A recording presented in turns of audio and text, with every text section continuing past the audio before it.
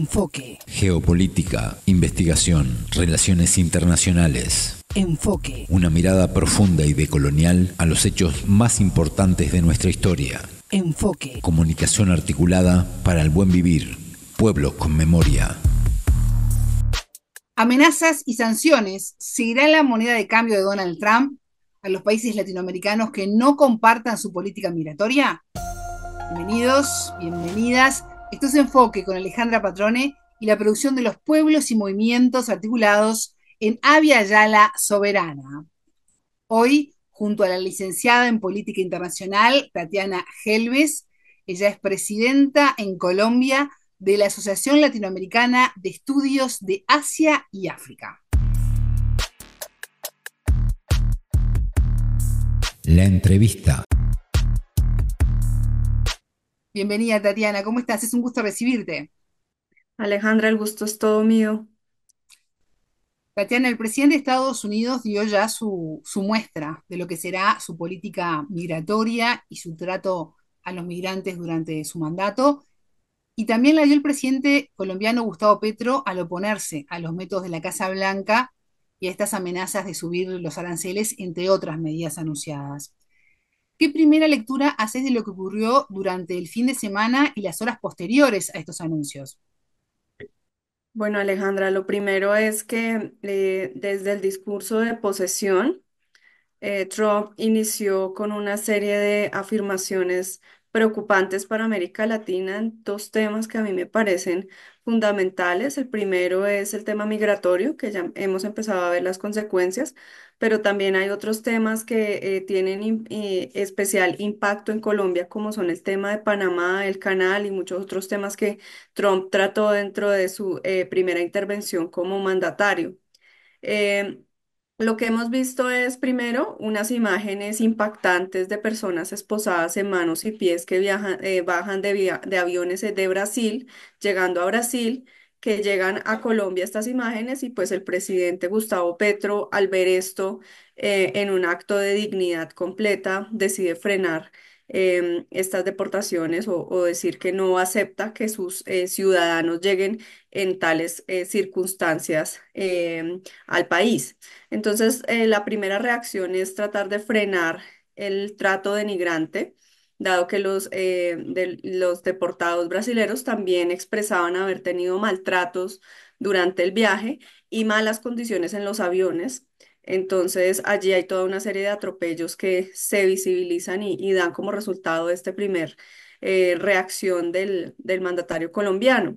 Pero también es importante mencionar algo que como analista no podría dejar de lado, y es que los aranceles se le están volviendo no solamente un mecanismo inmediato, sino que casi como una herramienta de política comercial a los Estados Unidos. Tema que es un retroceso mundial, pero que también nos muestra que en este y en otros casos seguramente va a seguir utilizando la misma herramienta. Colombia ha sido un aliado de Estados Unidos, no durante este gobierno, ¿no? Estoy pensando un poco en las políticas de Uribe, de Duque.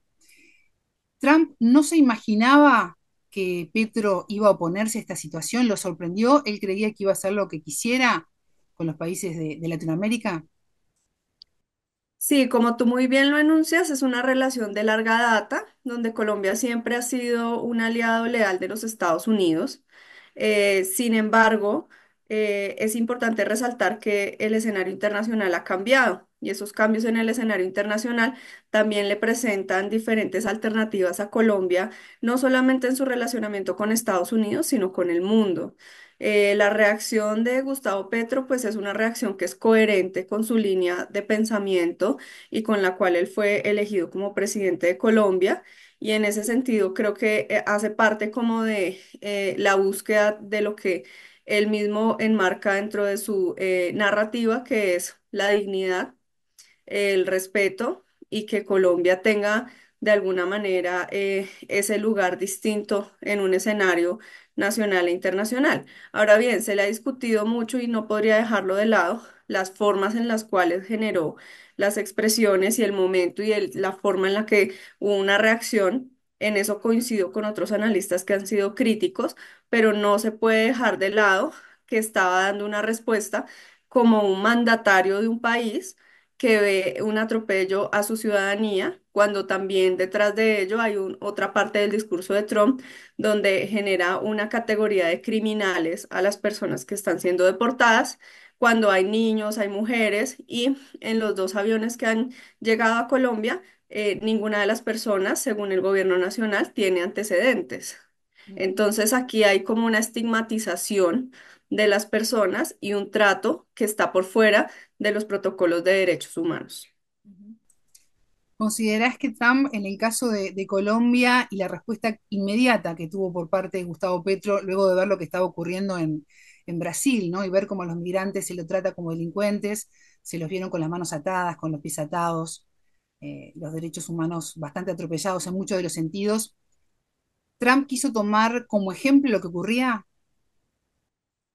Yo considero que en este caso y en otros países de América Latina, como por ejemplo México, Sí. se están traspasando unos límites en términos de la dignidad humana que están generando reacciones.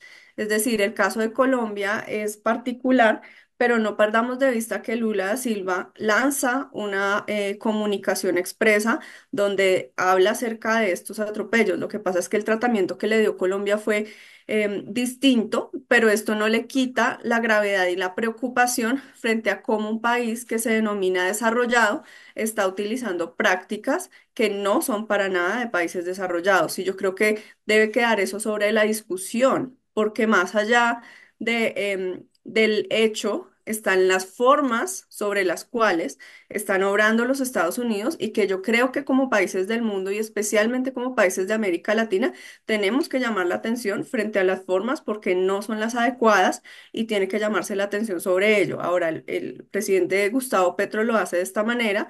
Sin embargo, no hay que quitar de vista que México, Brasil y seguramente otros países de América Latina van a seguir experimentando Ujú. y más fuertemente en Centroamérica estas mismas situaciones y veremos seguramente reacciones diferentes a otros casos y circunstancias que se seguirán presentando frente a las formas en las que se están realizando las deportaciones. Hay cerca de 16.000 estadounidenses viviendo de manera irregular en Colombia. Petro habló de ellos y los invitó a acercarse a solucionar este tema. ¿Cómo ves la postura tomada, no? La otra cara de la moneda. Así es, él lo indica en sus comunicados. Allí decir que desde el punto de vista, digamos, de manejo consular, de visados, pues la situación, Alejandra, es que en este momento en la Embajada de los Estados Unidos tiene paralizado todo el tema de visados, todo el tema de gestión de cualquier tipo de visa. Y desde el punto de vista de Colombia, como muy bien lo enuncia y pone la situación sobre la mesa, ¿qué sería si en este momento Colombia le mandara sus 16.000 ciudadanos esposados a los Estados Unidos? Si no generaría toda una conmoción internacional frente a un mal manejo del país. Ujú. Tatiana, ¿qué pasa a nivel interno en Estados Unidos? ¿La población está dispuesta a tolerar impactos financieros para avanzar en la agenda internacional de Trump? Pues creo que es un país dividido. Yo creo Ujú, que como analistas internacionales tenemos toda un enigma frente a cómo se ujú, comportará tanto a nivel interno como en estas decisiones de política exterior. Se le critica al presidente Gustavo Petro haber tomado una decisión acalorada, pero la respuesta de los Estados Unidos también es acalorada, dado que enfrentan una situación económica desafiante. Un socio comercial como Colombia no es menor. Hay muchos negocios que se generan entre los dos países y con todos los países de América Latina creo que puede llegar a pasar la misma situación en términos de los negocios. Y hay otro elemento que yo creo que no se puede perder de vista y es la apuesta de nearshoring o fronteras cercanas que lanza el presidente Joe Biden como una forma de empezar a volver a industrializar los Estados Unidos y cómo van a realizar esa política si están generando toda esta serie de atropellos con sus vecinos cercanos. ujú. ¿Y cómo está actualmente la relación comercial entre Colombia y Estados Unidos? Mira, la relación nuestra, como tú muy bien lo enunciabas, tanto en cooperación como en comercio, es muy cercana. Ujú. Y en ese sentido, por ejemplo, a puertas de San Valentín, pues uno de los puntos que se puso sobre la mesa, siendo flores cortadas frescas uno de los principales productos de exportación, pues cómo se iba a manejar una coyuntura tan importante para los floricultores colombianos en medio de de esta situación. Por tanto, que si bien este escenario crítico que yo presento es clave, pues también hay que tener en cuenta un empresariado y unos sectores productivos que le apuestan a los mercados del norte, especialmente al de los Estados Unidos, y que en ese sentido, pues la relación también de larga data tiene unos cimientos económicos que no son menores. De hecho, algunos analistas aquí en Colombia hablan sobre implicaciones macroeconómicas que podría llegar a tener ese rompimiento de relaciones. Entonces, es una relación profunda. Otro punto que me parece importante resaltar es la cooperación internacional, porque tenemos cooperación internacional en diferentes áreas con los Estados Unidos, la cual ha empezado a distanciarse o congelarse. No es claro si es una tendencia mundial y los Estados Unidos está empezando a cortar toda su cooperación internacional o si es un caso específico de Colombia, pero también es otro elemento a resaltar que ha salido mucho esta semana, especialmente con los temas de paz y el proceso de paz en Colombia. Ujú. Hemos visto en la historia varios casos de sanciones y bloqueos por parte de Estados Unidos a países que no aceptan lo que les dice que tiene que hacer. Hablabas de la posibilidad de que ahora sea también una moneda de cambio para América Latina el tema de las sanciones, ¿no? Con este primer paso que da a pocos días de asumir Donald Trump y teniendo en cuenta todo el listado, ¿no? Y las cosas que nombró de la región en ese discurso. ¿Qué se puede hacer para empezar a revertir esta situación o cómo nos preparamos para lo que se está por venir, ¿no? Esto recién comienza. De acuerdo, pues digamos, yo creo que es imposible de un solo momento o de una forma abrupta y repentina cortar las relaciones porque tienen un trasfondo de confianzas y de diferentes conexiones que se han generado a lo largo de ese recorrido histórico. Pero también renace la deuda que tiene Colombia y yo creo que muchos países de América Latina en la diversificación de sus socios comerciales. Y ahí surge la República Popular China como otro actor importante de relevancia mayor que puede brindar alternativas, no diría yo de pasar de una dependencia a otra, sino más bien de generar una suerte de diversificación comercial que permita a los países del mundo no caer en este tipo de situaciones donde un país puede tener conductas intimidantes a partir del uso de herramientas, en este caso como los aranceles o como la restricción al comercio. La relación entre China y América Latina se ha fortalecido en los últimos años, en las últimas décadas. Recién comienza el año, pero ¿qué podemos esperar para este 2025 en esa relación? Sí, en la relación, en específicamente para el caso colombiano, cada vez se ha ido diversificando. Ya tenemos, por ejemplo, firmas chinas que están realizando proyectos de infraestructura importantes y que también han mostrado avances, entre ellos, pues uno de los proyectos más emblemáticos y de importancia en el país, que es el Metro de Bogotá. Hay unos resultados importantes y un avance significativo en esas obras y en ese sentido cada vez se van profundizando más. Eh, el día de hoy se reunió el ministro de Comercio con el embajador chino, lo cual también nos muestra que hay toda una serie de voluntades por parte de la República Popular China a fortalecer ese relacionamiento con Colombia. Entonces creo que sí, que efectivamente hay unos intereses y hay también unas respuestas recíprocas por parte de China. ¿Considerás que Estados Unidos, bajo el mandato de Trump, intentará recuperar espacios en la región que ha perdido ante China? ¿O la situación que hay tanto en Ucrania como en Medio Oriente distrae un poco, ¿no? Porque hay varios frentes abiertos que tiene que atender la Casa Blanca. De acuerdo.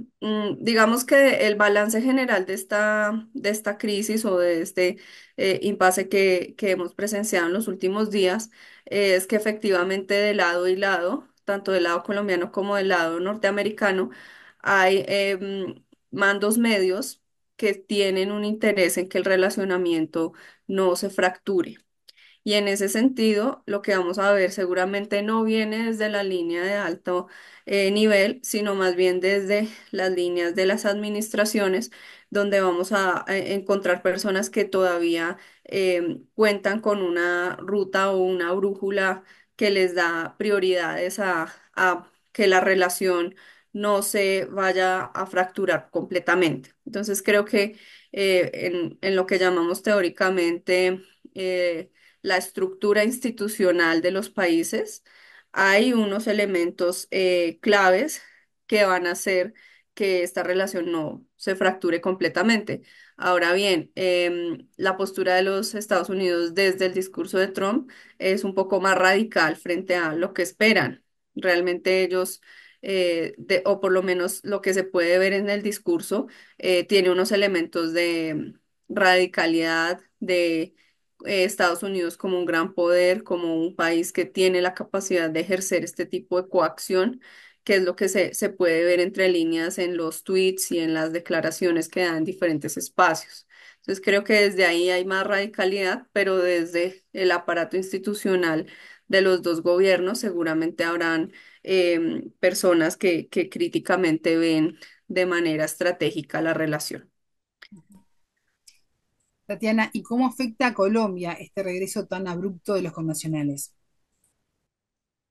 Bueno, pues yo creo que era un escenario que se veía venir incluso desde la campaña presidencial en los Estados Unidos. Em, Desde el punto de vista del país, pues haciendo como un análisis de flujos. Sí. Claramente el regreso de los connacionales, pues primero va a implicar unos cambios en términos de la cantidad de población económicamente activa, porque pues vamos a ver que estas personas que retornan pues van a volver a ingresar al mercado laboral. Y en ese sentido pues hay desafíos, pero también hay oportunidades para el país. Y en esa misma lógica macroeconómica, pues los Estados Unidos va a tener una cantidad de puestos de trabajo donde no va a tener personas que los estén realizando. Y ahí tienen otro reto frente a cómo van a tener una dinámica económica, hacer un control inflacionario al mismo tiempo que esa mano de obra que estaba supliendo otra que no se encontraba en el país ya no se encuentra. Entonces creo que ahí será interesante ver cómo los dos países se van se van a ajustar. Tatiana Helves, licenciada en Política Internacional, presidenta en Colombia de la Asociación Latinoamericana de Estudios de Asia y África. Muchísimas gracias por estos minutos con enfoque. Alejandra, mil gracias. Siempre es un gusto conversar contigo y espero que podamos seguir conversando porque seguramente vamos a ver muchos cambios durante los próximos días. Sí, dejamos el contacto abierto. Muchas gracias. Gracias. A ustedes le decimos que ya se viene la frase del día. Tengan todos ustedes una excelente jornada. Buena vida para todos. La frase del día. Pero también es importante mencionar algo que como analista no podría dejar de lado, y es que los aranceles se le están volviendo no solamente un mecanismo inmediato, sino que casi como una herramienta de política comercial a los Estados Unidos. Tema que es un retroceso mundial, pero que también nos muestra que en este y en otros casos seguramente va a seguir utilizando la misma herramienta. Enfoque, con Alejandra Patrone y la producción de los pueblos y comunidades articulados en Abya Yala Soberana para www.radiovictoriagt.com.